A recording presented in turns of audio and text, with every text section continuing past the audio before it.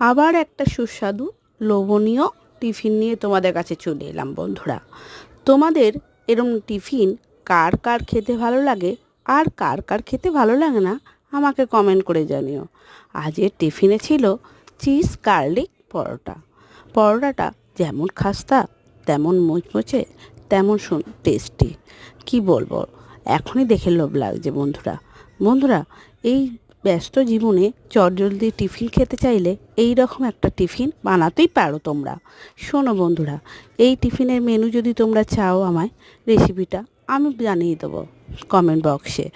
তোমরা এই টিফিনটা যদি তাড়াতাড়ি বানাতে চাও, একটু দেরি না করেও, খুব ব্যস্ততা জীবনে, তো আমি বলবো এর থেকে সহজ আর তাড়াতাড়ি হেলদি টিফিন হতে পারে না আজকে ছিল চিজ গার্লিক পরোটা। আমার মেয়ে আর ছেলে সত্যি বলছি বন্ধুরা খুব ভালোবাসে। অল্প তেলে জাস্ট ফাটাফাটি দারুণ মেয়োনিজের সাথে বা একটু টমেটোর সসে খেলে যা লাগবে আর কি বলবো, এখনই দেখে লোভ লাগছে। বাই বন্ধুরা।